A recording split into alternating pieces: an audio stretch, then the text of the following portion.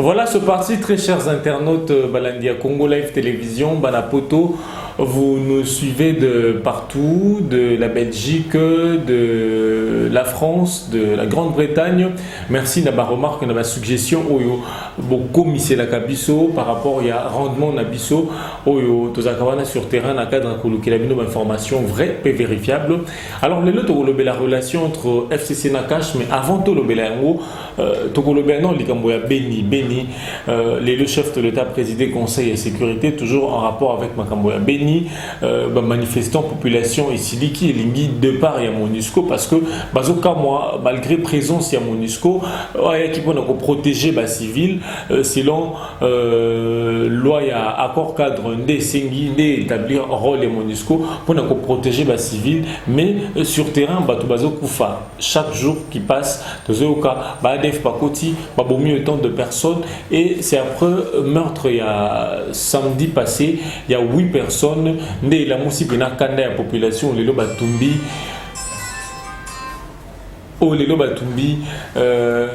motuka jeep ya Nations Unies sengi na en fait batumbi jeep ya Nations Unies baza ko senga de part ya MONUSCO mais également étudiants na élèves ya ko wana conditionner reprise ya cours par de part ya MONUSCO. Alors tout la politique mais les Kamboya Beni tout ça comme tout na on se demande pourquoi malgré la stratégie armée congolaise tout ça toujours comment à l'auteur il y a dégagé EDF on a été rebelle ougandais on a été au Bakotaka na 1996 toko solango na invité na ngai nazali na ngambo nanga ya droite mon mboka dona azali coordonnateur il y a nouvelle génération Tshisekediste baza penza na kati ya UDPS mon mboka dona bonsoir et bienvenue. Bonsoir, merci. Alors nanga mosusu mon mboka Guillaume Dakaïche azali communicateur il y a Front commun pour le Congo mon mboka Guillaume Dakaïche bonsoir et bienvenue. Bonsoir monsieur les journalistes. Alors comme dans le introduction dans la politique mais tout banana on a situation ezako simba mité ma batonyo sona komona bato baza ko boma bango na ba manchette mon mboka Guillaume Dakaïche on se demande makamoza ko le kana Beni ils ont inefficacité il y a armée régulière tout ça ndé baton suba ko lo baba imboka ndé ba ko sala joana pona ko luka ko sala mbongo na guerre ya est. Merci beaucoup ndeko journaliste. Na makambo ezo le Beni s'il faut normalement le dire ça fait mal parce que à chaque fois tous confronté à comment on a dengue confronté à comment on a dengue carnage et tout ça les Beni et ce n'est pas seulement aujourd'hui ça n'a pas commencé aujourd'hui c'est quelque chose qui a perduré et on ne comprend pas pourquoi cibler que la Beni. La République démocratique du Congo est tellement grande, mais je suis en train de me poser la question pourquoi cibler Zara Beni? Pourquoi? Qu'est-ce qui est derrière cette question de Beni? Moi je pense que ce sont des questions tellement sécuritaires.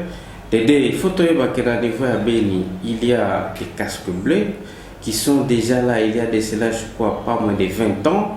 Et puis, ils ont des appareils très sophistiqués, ils ont, je crois, des drones pour, n'est-ce pas, détecter tout ennemi partout où il pourrait normalement sortir.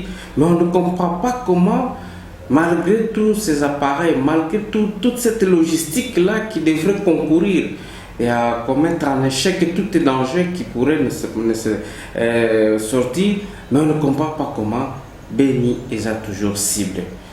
Je suis en train de penser peut-être que le Congo n'a pas encore trouvé son indépendance. Et je crois que ceux qui pensent ça, ils sont en train de se tromper. Pourquoi? Parce que à l'époque, nous étions avec le président, nous étions avec le président honoraire qui a pris l'option, n'est-ce pas, de mettre fin à toute coopération avec les pays occidentaux en termes de coopération militaire. Tout ça, c'était pour faire de sorte que petit à petit qu'on mette fin à tout ce qu'on est en train de voir là-bas.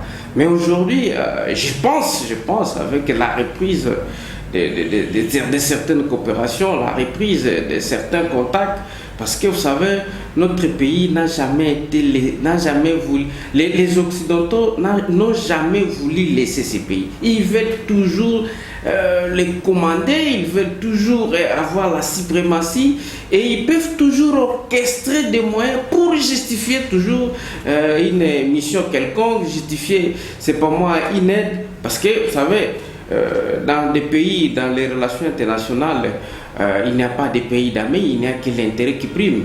Et par ce principe, je suis en train de penser qu'il doit y avoir, n'est-ce pas, certains impérialistes qui sont derrière cette affaire, et il appartient à nous les Congolais, parce que si vous lisez même l'article 63 de la Constitution, ils ont fait ça Congolais nyonso devoir. Il y a commettre tout un échec et à défendre Mbokanaï.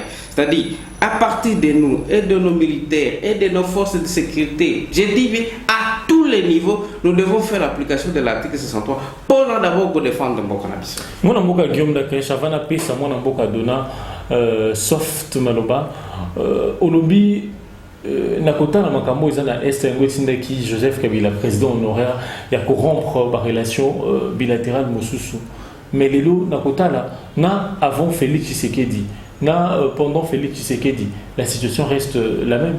Oui, oui, donc rien n'a changé, mais vous vous dites que la relation on a. Bon, le président honoré Joseph Kabila a mon qui déjà pas danger parce que mon makambozo de Karabeni et Bala Lelote. Tous à l'histoire M23 toujours à Nord Kivu. Et attaqué et ça là qui ma ponami et ça les en 2016 parce que j'ai vu que Joseph Kabila azala qui est en 2006 azala qui paye en 2011 et il fallait en 2016 que Joseph Kabila salani atika bon a organisé l'élection et on l'a taxé de tous les côtés. Pourquoi? Parce que les élections ne s'étaient pas organisées en 2016. Pourquoi? Parce qu'il y a eu la guerre de M23 qui s'était imposée là-bas et lui a estimé qu'il ne pouvait pas organiser l'élection dans la République démocratique du Congo alors qu'une partie de la République était en attaque. Une partie de la République est qui n'habitumba. C'est-à-dire, c'est une situation qui date de longtemps et ça impose, je dis bien ça, impose des stratégies hautes pour que ton maître fait na makamwana. Et Wananga a interpellé tous les Congolais, tout à quel niveau qu'il soit, partout où il est, il doit comprendre qu'il doit y avoir une main noire qui est derrière. Parce qu'on ne peut pas comprendre qu'il y a la MONUSCO, qu'il y a une force onusienne censée avoir tous les matériaux très sophistiqués, censés même avoir des drones qui doivent normalement contrôler le long de la frontière. Koyeba, tel va entrer, tel autre va sortir, mais on ne comprend pas comment avec ces acteurs-là, avec toute cette logistique qui est là, mais on est en train de voir ces canals. Écoutez, ça fait tellement mal. Et ça fait mal, alors ça fait mal. C'est pourquoi j'ai dit à tous les Congolais de faire application de l'article 63. Chacun à son niveau de défendre notre pays. Voilà ce que j'ai dit. Moi, dans le cas de Soft lundi, Guillaume Dakaeche, Azali communicateur, il y a Franck commun pour le Congo.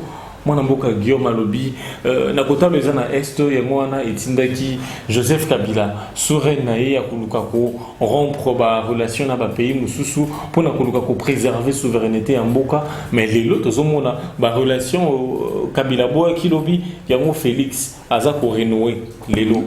Nego Lionel, c'est le rapport aux alava vraiment maïle mingi. Tant on de quoi Koloba, n'a eu qu'au tournier vraiment mituna, mais avant pour ça, na linga qui pona problème mingi te na ba konzi en fait naza coordonnateur actuellement naza coordonnateur national national adjoint mon titulaire c'est Junior Mata qui est devenu vice-ministre des finances. Bon, c'est comme ça que par moment nous assurerons l'intérim. Voilà, nous ne voulons pas beaucoup plus et comment te usurper pouvoir. Voilà, na c'est là qui d'abord dans le micro et espace au Pessingaï pour d'abord l'occasion de souhaiter présenter pardon condoléances à la famille sur les alliés éprouvés perdre bandeko na crash ou salami à société wana bi bon crash pe salemi mais ba carnage eza kolekana beninde yango on crash et puis na ba famille pe bazali éprouvé par rapport à carnage et au tiko salam il est régulièrement vous allez vraiment de cœur na bango maintenant ils allaient kokende directement na sepeli quand on devait le bien que pour naïe apparemment Congo ezala nanu indépendante donc malgré 18 ans on se sali na pouvoir bazalaki sous la colonisation sous l'emprise il y a pas puissance soit occulte soit n'habité peut-être les Rwanda. Alors on a évité, il fallait même refaire le choix entre être colonisé par un autre Africain qu'être colonisé par les pays les plus développés, je ne sais pas. Et puis j'ai encore aimé parce que reconnaissance, il y a que la guerre en Bandina depuis beaucoup plus 1996. Donc entrée à AFDEL. Oui. Donc AFDEL, 18 ans après, donc depuis 97, 2031-2018, ils allaient presque régime manquant. Donc c'est ce régime-là, ils me mettent la guerre de l'Est. Ce régime là il me met biso na ba mouvement baza ko benga ba M23 parce que ba mouvement na ba ko benga ba M23 ba konzina ngo ba komanga ba konzi armée pris par l'ancien président le président honoraire wana et puis tango to koyoka on noté yangwana président honoraire azaki visionnaire aboyi ba contrat na ba mboka ebele pour le coopération na Belgique pour la mboka qui par-ci par-là et puis singa pour ça ko segami.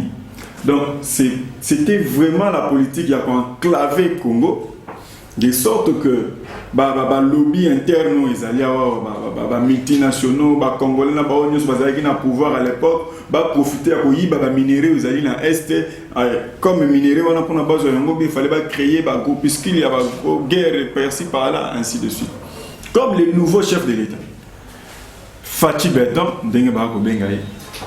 aya lobi non bande konanga bakoko famille boyete sengeli makambo wana esili ba remarquer que na ngonga moke babomi bakonzi misato ya ba groupe wana babandi na moto bazui adjoint bazui ngonga moke il déranger koti bulu yeke na kawani koti si panique le koti si panique c'est comme ça que politique ya terre brûlée donc bazokima le roi ba kim po bazokima mon cher frère.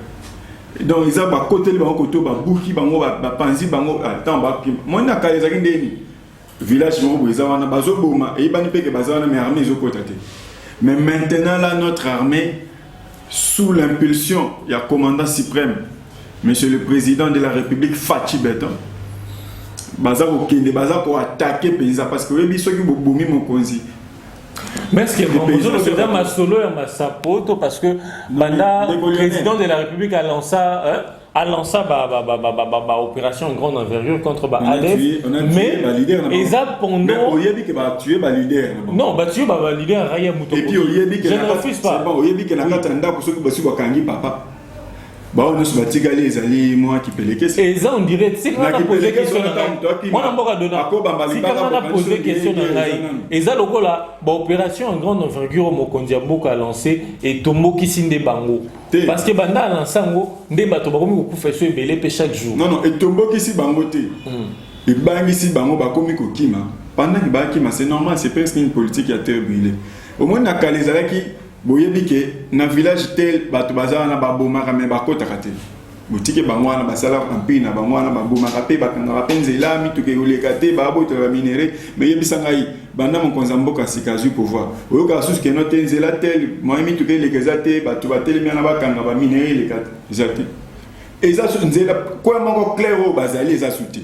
bakomokima oyoka bazala kya bazokima nde pendant population za na posa amona lisu ba carnage wanate azan pour ça ba kimate azan pour ça ba saïdo azan pour ça makamboni se répéter lisu non mais esa guerre moko compliqué mon frère parce que ramification nango eza tellement makasi na régime akala alors omoni eza na proverbe moko balobaka balobi ke miso emonaka musika mais emonaka matoyi te alors le quoi miso emonaka musika mais emonaka matoyi te so bio attaquer maman musika ngulu bongo c'est compliqué faut que tala pour mon apiko ta mato ini ezana des politiques au mokonza mboka ko saler Donc, c'est-à-dire, à côté de terrain, Aza pour attaquer guerre, bandit, c'est normal, Aza pour attaquer, Bango, Aza pour finir, Aza pour arrêter, Belé, Bamsou, politique, surtout, bah, comme ça, Bamba, pour Fanan, pour dépayser, Bam.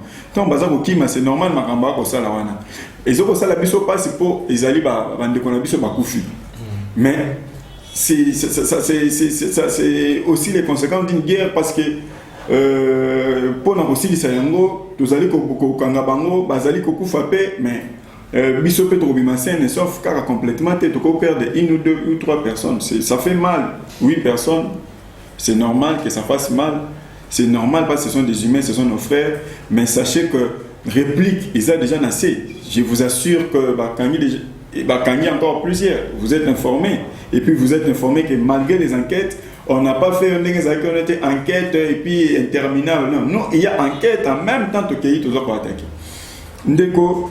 Aza ko épingler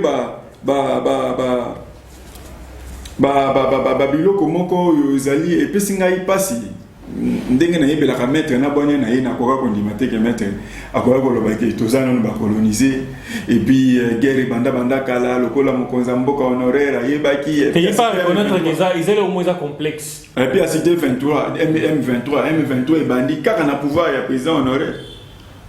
Il y a un banda Fatih Berton au pouvoir. Il y a un groupe armé, il y a ces bandits. Toi aussi, ça n'est pas un problème au moment batiki. Vous voulez reconnaître Yango. Après, on peut bakuta ki Yango. Akuta ki Yango. Bango bakuta ki on peut. Bana 96. 96 c'est Zaki. Yo mo lobby Afdel. Afdel les années. Ande quoi, tout ce canon. Il est chef d'état-major Afdel. C'était pas le président honoraire. Ça c'est. En tout cas, Aza partenaire à mon Konzamboka. Sengeli bisote to kota makasi kuna sinon c'est ça mwana mboka dona na ozongela yo mwana mboka Guillaume Ndakaishe olandi mwana mboka dona na bokebi nyonso toza komitu na rôle ya MONUSCO eza nini pendant que baza na mboka na biso baza pona ko protéger ba civil ou baza na coin ya mboka wana mais bato ba ko kufa kaka. Merci encore na mutu na ndenge zo to na ngai baby ezo sala nga pasi na mutema. Tout ça n'a vraiment pas si tant que ça. Les Konanga Konazoloba. Voilà, c'est normal. Les bateaux Koufa, le Kola, Baboma, qui nani. Non, normal, il y a bateau Koufa. Moi, on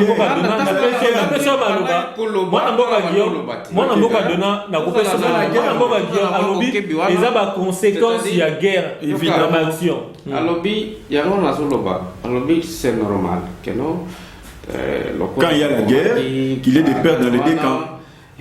Écoutez, oui, tango français, moi, pas Koufara.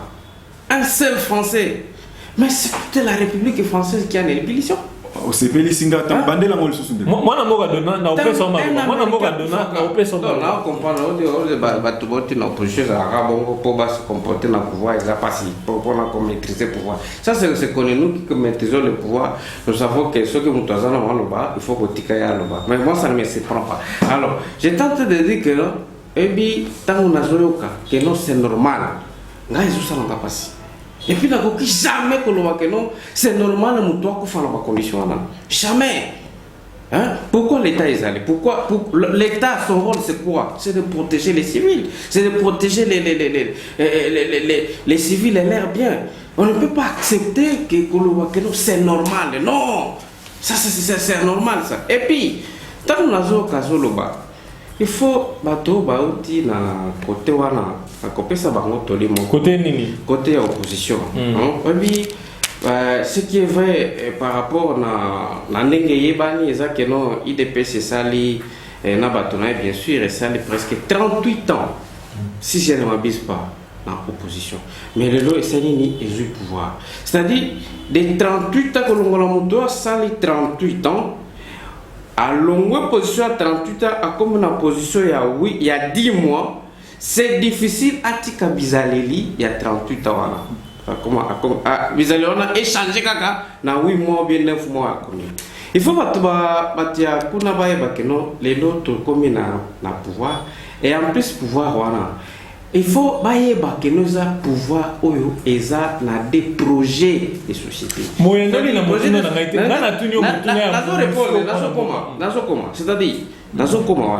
il faut que les autres ont une coalition. coalition les a des projets de société, il y a des plateformes. Il y a FCC na ya cash. Bango de basani nikelo voilà tout à la bino besoin qui m'a ponami na côté à président de la République, biso tozui na côté à parlementaire. Oh ba bengi ba député. Par contre de façon majeure. Ce que tout ça la coalition, tout ça est la programme moko. Il y a bino na biso tout à les places za malamu, côté na bino place za mabe, il y a biso côté za mabe, comme ça tout ça ni to sangisi tout ça là eloko moko. C'est-à-dire oh non c'est zo salement en termes ya projet, en termes d'action, il faut que nous les a partagé. Mais cela n'exclut pas pour ça la critique. Hein? Critique est cause à la critique positive, tout comme critique cause à la critique négative. On a exclu, so sali malam, au sali malam, so sali mabe, au sali mabe. On il faut battre. Mais ce que tu zongeli na makambo le Canabé, papa na live. Non, tu colobati. Monisco, ana Monisco. Même les gars, ils sont dans la Canabé, mais les gars, ils se comportent comme ça. Parce que ça malamouté, n'a pas de konanga akufaka chaque jour. Non, trop c'est trop. Hein? Trop c'est trop. Présence à Monisco, parce que Bachazaka déjà pendant l'émission à Monisco. C'est pour maintenant attaquer.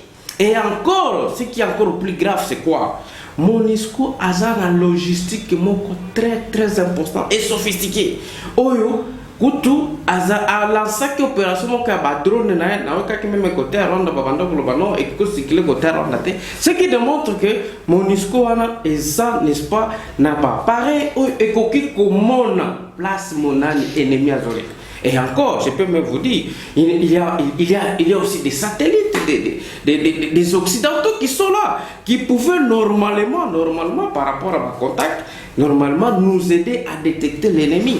Mais c'est pourquoi nous avons que non, parce que nous avons côté qu'on a vu dans le bas qui m'a vu sur les arabes qui n'ont pas tant que soit dans le bas qui boit bien à répéter que non. Et ça n'a pas moussou au bazoka de Sarah que non bon cannabis et ça indépendante ne bango bazoka de ça. Alors que pays n'a vu sur déjà indépendant et puis toza libre pour prendre des grandes décisions. Et pour démontrer indépendance n'a vu sur né à mona au monaki de Joseph Kabila Kabanga ozali président honoraire pe sénateur ayeba qui n'a prendre des décisions ya kolobate ce qui est intérêt n'a vu sur na telle coopération. Écoutez, ngagne na koki ko s'engager na côté parce que il faut bayeba na ba coopération nyoso o prima que ça ba intérêt ça ba amité mona mboka bio na kota na ba avantage yo cité ya Monusco lobby bazana ba logiciel moko sophistiqué mais les lots mona mboka Félix Tshisekedi moko ndia mboka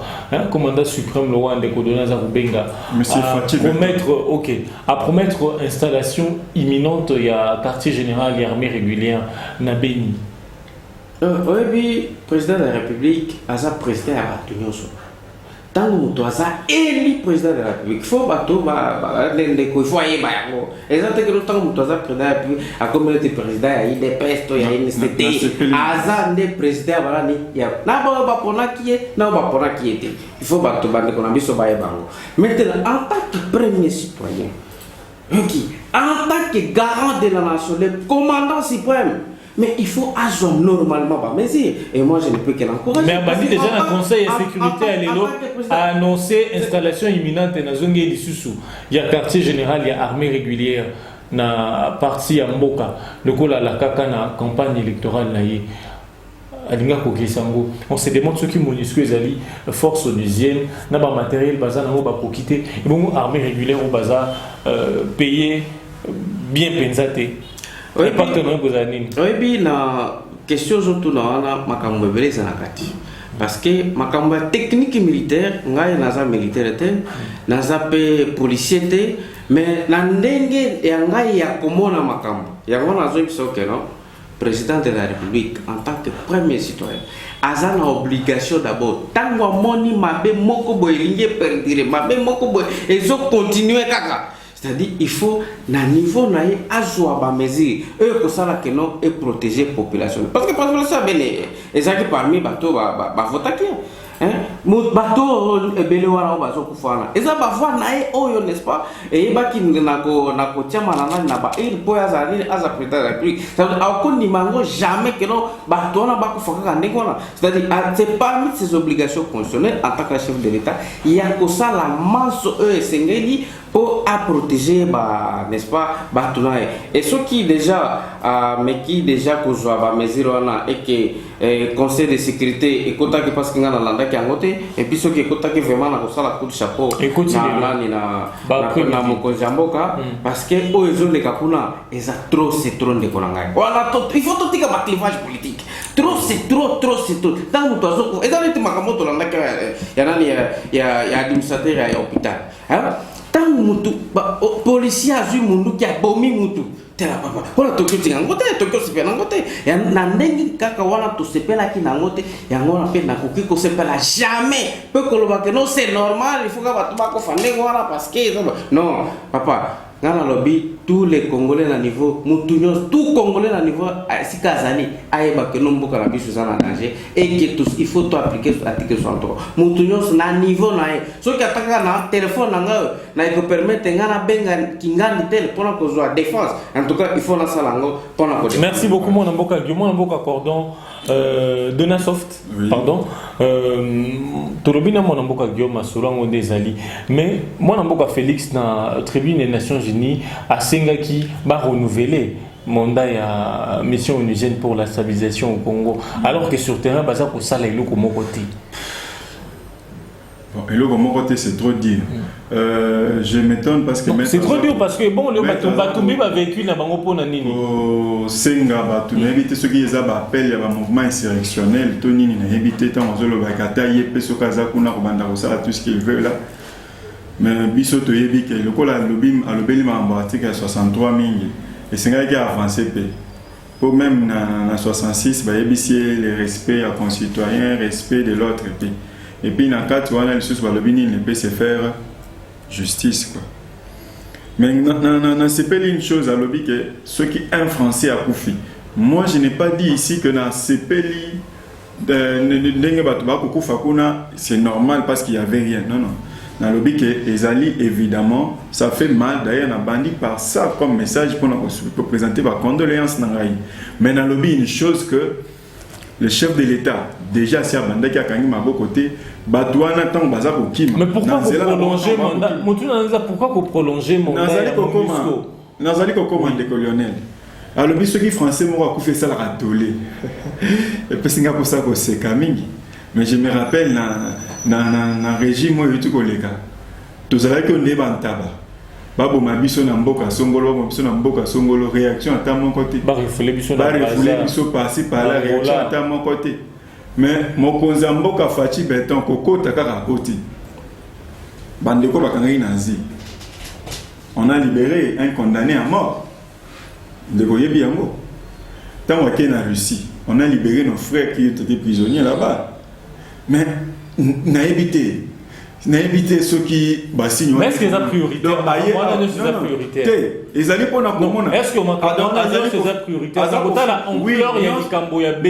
priorité? En 10 jours, il y a une quarantaine de morts. Vous comprenez? Alors, rôle il y a chef de l'État, ils allaient protéger, rôle il y a l'État pour protéger les civils. Mais c'est même ça.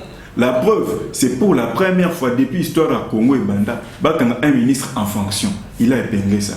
Je pensais que on a le bien un ministre en fonction, ministre de l'Intérieur, Bakangiye pour soldat naïe abomi. Pas pour y abomi. Mais vous n'avez pas félicité justice congolaise. Non. Il n'est pas félicité justice congolaise. L'État pour protéger civil. L'État état de droit au Fatia Zali Kocha. Ça c'est une bonne chose. Tout si nous en a été. Abandonner ce soir épingler quelque chose avec projet de société des amis balé basangi sinon. Projet de société des chef de l'État. Le chef de l'État dans ses prérogatives comme l'article 78 et PCA Ndingisa a nommé Premier ministre, Premier ministre a dit qu'on appliquer. A dit qu'on appliquer politique au YAPC. Aza ko le baboye parce que baza pour comprendre gratuité ya enseignement eza kosala yango wana baza kobunda baluka ndenge nini ote tozo kopartager non ezali politique ya chef de l'état parce que biloko wana nyonso ezala bandaka na basala te Fachi Beton akoti dans peu de temps nanu kuta kosi atayi na nete makamba malonge bandi kosala par rapport makamba beni eza ko avancer te par rapport ya makamba beni eza ko na gratuité pendant que toujours makamba beni eza ko avancer te ndeko pour dire mais qu'ils ont avancé qu'est-ce qu'il y a on a fait plus de 18 ans on n'a pas tué ba chef mutumo à côté abandi ko boma ba chef ils ont avancé te pour déstabiliser État islamique Al-Qaïda à l'époque et c'est que là ko boma motomo ko kaka Ben Laden batwana ba jouer un bon temps pour se reconstituer mais babomi signe ezali ngana limi congolais akufaka les sous-soutiens voilà mais yango wana e bandi déjà babandi déjà pour boma tant ba wana baza des paysans je t'assure ko banga te royo kaka okala mingi surtout bakangi autant baza ko kima baza ko ça ce qu'ils font par rapport à Monisco oui là maintenant c'est mon point de vue parce que dans l'IDPS vraiment il y a la démocratie mon point de vue je me dis Monisco est importante alors que ça la musala na c'est vrai mais Sengeli a c'est une autre dose ça n'engage pas les partis ça c'est mon point de vue il fallait c'est un peu une autre dose parce que il a encore renforcé quand même mission naïe et puis le chef de l'État le bien Monisco est sous Rabiso dans beaucoup de choses mon chef Monisco et d'Abisso même na est wana na période où toza nango sikoyo voilà to longwana période de Joseph Kabila parce que la période actuelle Monisco était aussi certain de ses matériels au profit de l'armée congolaise pour que l'armée congolaise fasse des prouesses aux apostles déjà dans l'Est. Pour atteindre, pour localiser place chef Azalaki, pour localiser place chef Moussa Azalaki, ils ont aussi grâce à une partie. C'est vrai, ce sont à 80% la prouesse de l'armée congolaise, mais il y a au moins 20% où il y a Monisco. Mais quand c'est comme on dit, tout ça n'a pas ça à Bakissa, les choses pour 20% aux Alamoké, mais à Bakissa. Et on ne peut pas, oui, c'est quelque chose de singulité pour annuler Malamounion sur Moutoissali. Mais bon année de d'autres dans l'armée régulière et puis ce mot va faire baisser babunda. Pourquoi bah ça déjà pour ça makasi déjà batika la babunda. Oui, armée régulière na biso eza efficace et faire baisser za babunda. Mais tout ça n'a pas ça les soucis yama ba matériel muso sona ntozuite. Ndeko sitaki ba drone wa sitaki ba bloc belé tout ça. C'est avec la vision du chef de l'État, déjà par contrat, par partenariat, choisi par-ci par-là, ils allaient envisager un Congo où il fait beau Nyongo. Peut-être président en 2023 pour Fouta. Dès qu'on a évité place Nyongo, on a signé Nyongo. Je n'ai évité, hein. Au moins institution à Bretton Woods et puis ça y est un bon orphelin.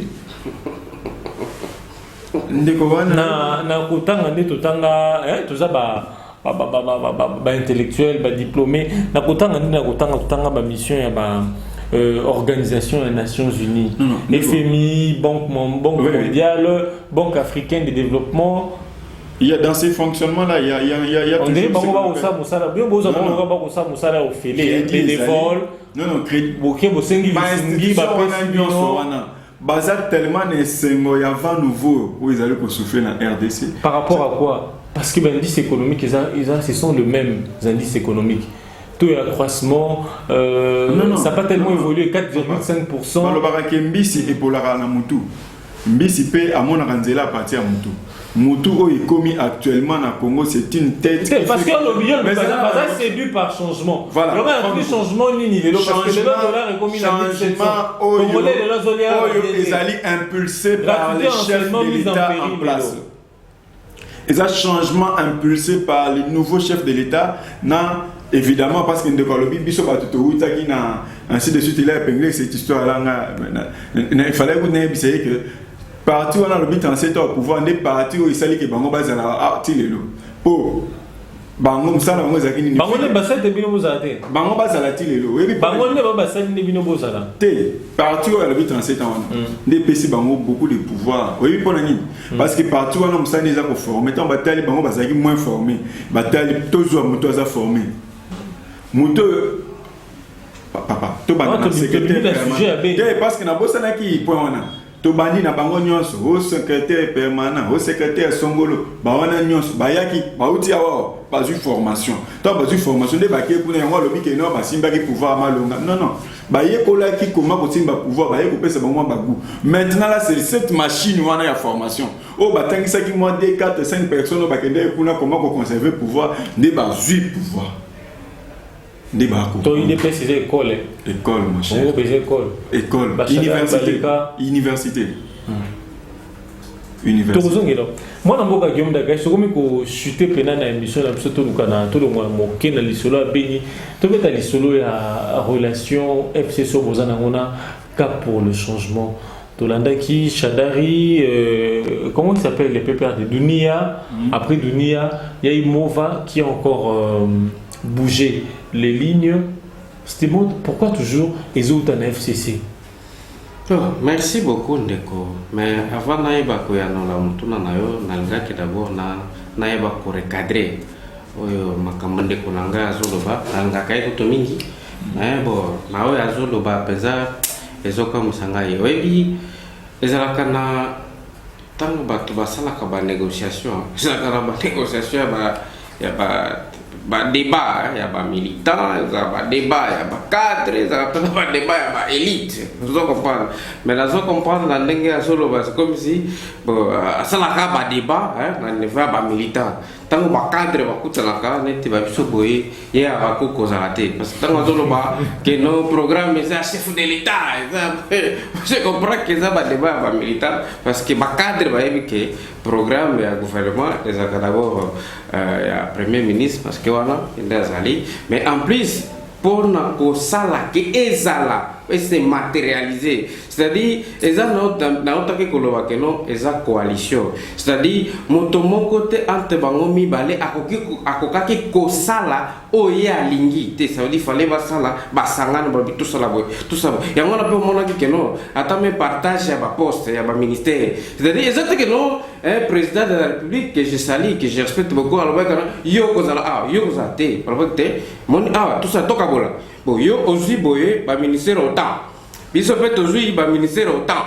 comme ça na ministère autant biso to kopesa bato na biso nde yango on les a ba débat ba cadre vous comprenez ça ba débat voilà ba milita ba ko tate alors c'est pourquoi on comprendre peut-être que non il y a ces milita na ba débat ba milita mais foyer ba que na débat ba cadre exact que non les programmes qui est là ça programme ya mais ça va sur le mot il y a des programmes il y a des plateformes bangonde ba vite tous là ensemble tout ça la boye et ça mon programme beaucoup parce que chef de l'état za moko tala yango c'est-à-dire quoi tango ba yokani n'est-ce pas les valorités moto à ça scoring à ça l'impulsion dans ngozaka nani na soki bozana lisanga soki bozana lisanga batia kaka mutu moko ndia kosala na moni oza ko confondre la poste mwana mboka ndia akonduisa c'est bino nyonso bokozala wana poste na programme omoni bango balinga te kofanda nie ndenge biso to respecta kama loba tango ya bandolo ba na ngaki po protéger ngai de façon que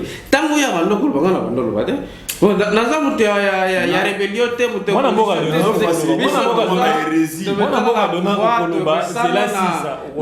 na respect ya mutu même la question oui respect de l'autre il faut quand même tango bandolo banga na bandolo ba te c'est pas que non na ko ko répliquer mais na comprendre yo parce que ba débat na bino parce que ba cadre ndenge to tango to kutana ka ba débat ba cadre on to ko lo belangote alors tango zuzonga sikona nani na question FCC cash ni nezoleka ni nezaboy pourquoi batombo qui va faire na FCC kasi yango na zoloba baby eza na niveau ya FCC tous en notre bengi l'unité dans la diversité l'unité dans la diversité c'est-à-dire ni ata soki to sangani ezo efrendre te mutu na mutu apesa avis na ye et c'est ça d'ailleurs dans la démocratie lelo to comme na ba bengi liberté d'expression et là pour engager FCC engager FCC exact non même attends dans la liberté d'expression dans l'analyse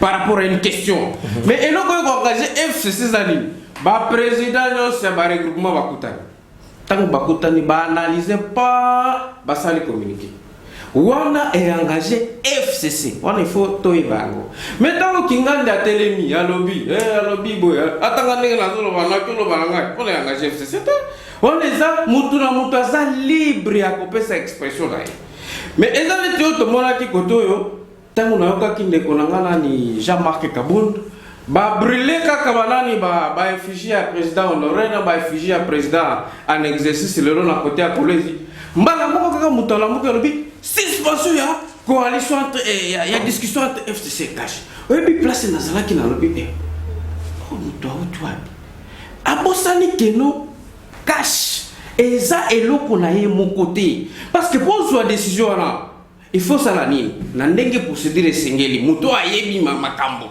akosani te aloba te zela na convoqué d'abord réunion d'urgence ya bitso batanini ya Cash. Dans la question bimi boy, pas comme ça tout ça la réunion. Comme ça tout ça la réunion, décision to kozwana usani e ko engager biso nyoso. Wana nde basalaka. Mais malamuko ka mutala mukina luta à partir de autant que bona ka ba brûler ba effigie chef d'état. Amoni bozoba lekite. Yo kana amoni bozoba ki amoni bozoba moto moko aza cadre parti moko quelconque et outil parti moko FCC a telemi liboso ya ba caméra radio bandi ko simba na personnalité ya mokonzi ya mboka.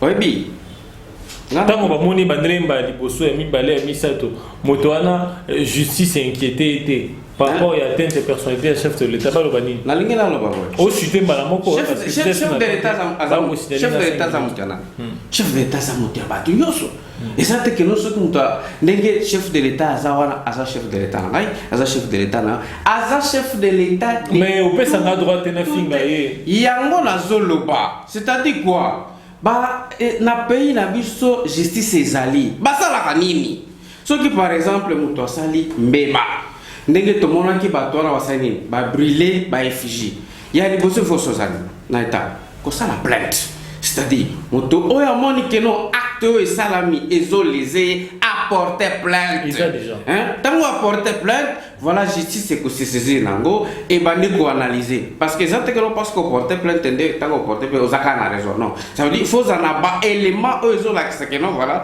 plainte na yo eza na ba élément fondé parce que so totali makambo elekaki na Kolwezi kuna c'est vrai Soki ba analyser, qu'est-ce qui prouve que non ba wana ba brûler que ba effigie chef de l'État honoré na chef de l'État actuel ba zeka ba toyer des pèses na PPRD. So tali ba analyse, ce qui l'État écoti, justice écoti, tako ba ko décortiquer. Okoku tapé comme oh mutokingande azabo,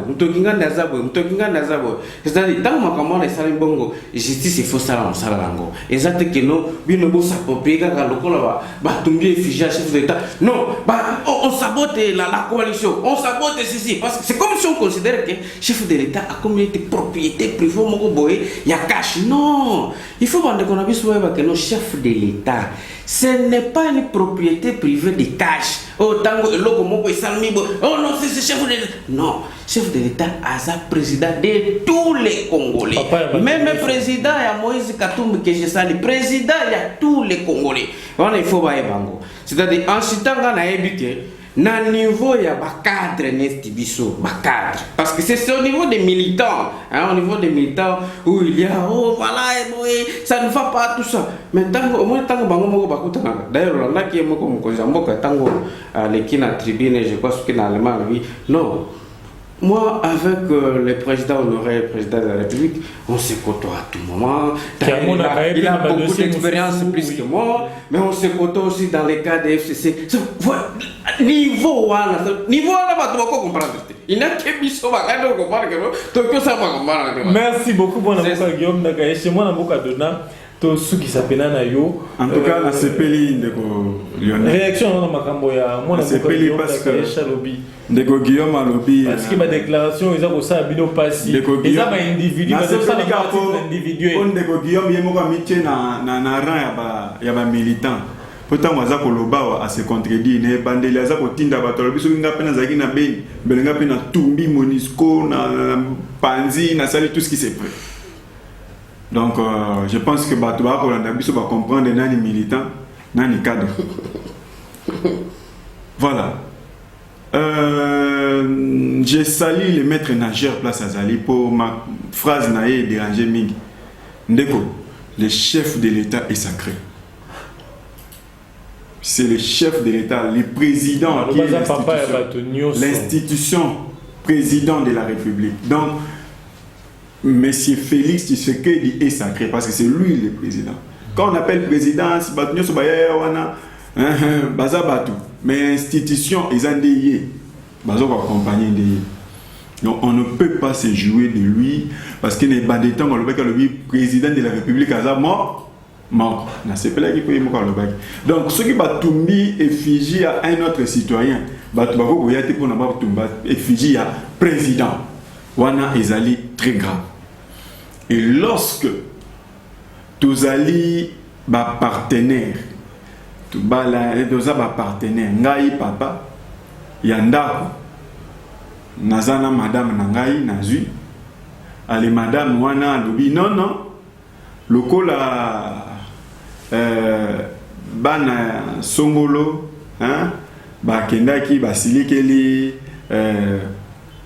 miki koswana na bandeko na nga moko boye biso pe foto kende koswana après to lobi to komi libota moko non c'est qu'il faut notre na moi si na ngai na tuna na famille na bango intention na bango ezani po ngai nde mutu na bali ngai nde numéro 1 yanda ngai nde papa ya bato nyonso on peut pas se jouer.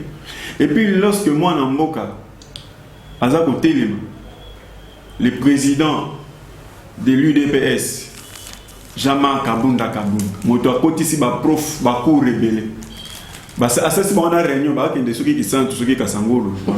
Je me suis pas préoccupé. On les a retraites politiques na bango hein. Papa, nan ba si ça n'a rien à voir avec vous. Non, ça n'a rien à voir avec vous. Baza kokota sultani dernièrement akotisi bango ba cour mais ba ko benga ye. Atangite eza ko sekisanga. Po liloba moko kaka et puis afani ne kimia.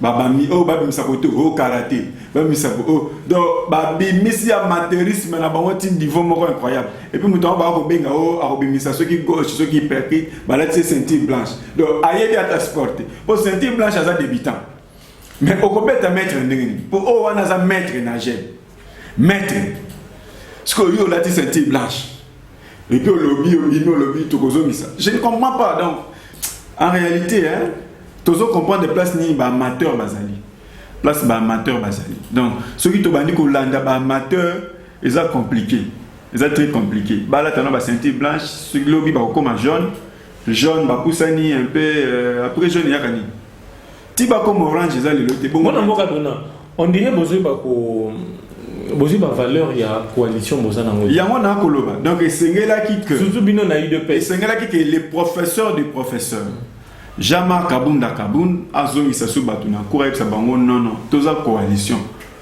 na ba réaction épidermique liée à la mokina tongo abimi lelo na kati coalition non coalition ana les fruits ya ba négociation et belé pe ya ba jour et belé ndeko na ba okata mona jour moko te na ko une chose ceux qui papa aye a gangeli voisin parce que toza ba allié to kabola lopango moko amoni voisin lelo basali mabe basopi mai voisin bosani que toi ba voisin lobby kuna papa pona acha une bonne mesure a web changer la ngase bomba voisin je suis le pango moko toza ba coalition te yo va voisin na le pango te na lobby na le pango changer exemple te na le pango wana en fait bon peut-être exemple moi ils ont mis bien te mais une kolbaki na une kolbaki bande bona biso toza bango le pango moko. Vous avez compris? Je suis déjà. Bandeko tout ça na bango le pango moko wana. Ceux qui a sali mabe, il faut à un moment donné papa ya a ça la bango mise en garde. Si bango lobby, ceux qui vont continuer na kokata. Mais pour la sabino que na kokata na suspendre na suspendre pour bobungisa. Kobongisa wana droit de suspendre yemoko réellement. Oui, c'est dit parce que baza deux coordonnateurs na FCC bazali akutanana ndeko basina qui n'est pas encore wana pona ko. Il ne veut pas de lui-même yemoko. Numéro 1 FCC cash. N'est-ce pas de coalition numéro 1 il y a cash ezana. C'est Kaboun qui pilote la coalition. Numéro 1 il y a FCC. Némi Mouilania. Numéro 1 FCC c'est monsieur. Non, on a un coordonnateur, on a un niveau dans Bango. Tant qu'on a signé un contrat, on a toujours un coordonnateur côté Némi, côté Jean-Marc Kabunda. Non. Ils ont comme balé que c'est côté Boyezali, les responsables même Yakash. Nassimane il a des coordonnateurs. De l'autre côté, on a les responsables qui a nommé quelqu'un. Tout ça en Batumi balé. Vous avez compris. Donc, il y a un lobby. N'a évité que Némi est un coordonnateur et FCC. Bon, en fait, prenons ça comme soit mon numéro, mais comprendre que non, le numéro 1 du côté cash, qui engage les cash, a vu à LC, non. Partenaire nangana moni vous allez kotambola comme kotambola mbilinga mbili vous allez kobosana vous allez kobosana nani mokonzi po mokonzi yanga ina yo aza likolo cadre lobela ki yango moment lobela ki ezaki propice pour tenir ba propos ana tango ba tension eza ko mata de part et d'autre non tension eza komata bato moko boye ba groupe des inciviques baye baza ko ya mama na tuni kotuna est-ce que cadre na koloba yango na média na période wana ezalaki propice en tant que coordonnateur ya lingomba monene lo la cash de salami kan après que bato to bengi ba prof na banani ba oti ko sala moi messe na bango kaka na mboka wana kolonga ba kolongo batumbi non esengelaki ba na mboka de na soft oyebi ke ezalaki bomo oyebi ke ezalaki après kokutana na bango kuna kosala messe basalaki biloko nyonso basalaki babosani makambo esengelaki bakende kosala merci beaucoup na mboka de na esengelaki ke mokonzi chuter dans 30 secondes pour na to voilà esengelaki en tout cas nga na koloba bana mboka bato nyonso bakolanda surtout bakolanda biso na poto Jama Kabunda Kaboum azali ko battre la bino de façon incroyable ko battre la même coalition ba pexi ko loba aza ko battre la même coalition a battre la coalition pour nani ba nyonso baza ko bunga esengela gazongi sabango a rappeler bango ke bo risque bo lukanzela ko nager mais le goal azawana soit boya na tangi sabino déjà comment ko nager comment ko loba comment faire la politique et quand est-ce qu'il faut parler. Tu n'es rien, tu es par-ci par-là, c'est pelika rabongo telemi, oh na meka koloba, chose telle. Ba pession d'ingisi à koloba. Merci beaucoup moi na mboka dona. Ce qui a lobby un mot et pesi bino bulu yeke. Conséquence, beaucoup bina ba réunion, non bossi na ba réunion. Aux alliés coordonnateurs, il y a nouvelle génération qui existe à l'intérim. Oui. OK. Merci également à Guillaume Dakache, azali communicateur, il y a Franck Koma pour le Congo. Oui, Nazali analyste politique. Analyste politique. C'est vrai, Naza côté FCC, mais Naza vraiment attitré pour les communicateurs. C'est-à-dire là, je suis un analyste politique. Et en plus, il faut en acheter parce que on peut s'amalobé belé kakakula. C'est comme si j'étais là une minute. Parce que les gars ils sont déco. Tant on a zoka nani déco langazo azobenga professeur. Et puis mon professeur. Je me dis quelque part, je crois qu'on interpeller parce que Azosa l'a injure sans le savoir. Parce que mon patron Tolobaka, sans savoir ce qu'il est en train de dire. Quand il appelle, déjà au chuté. La politique, il y a l'université, il y a un parti politique, il y a politique. Moi, je donné tolérance sur le lobby déjà. Moi, je Guillaume. Quand on a 30 secondes. Voilà. C'est-à-dire quoi?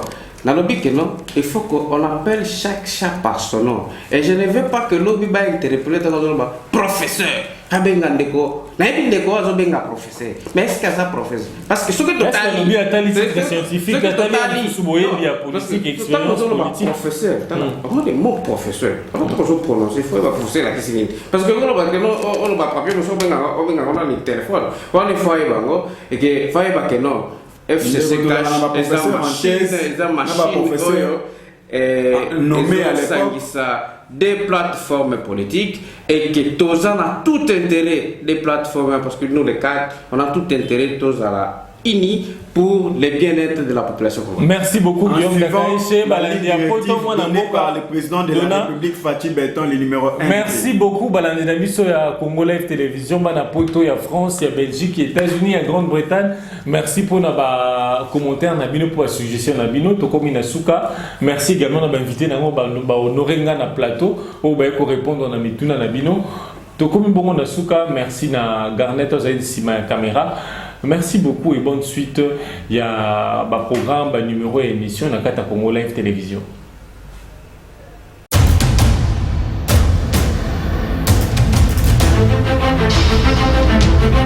Audio Jungle.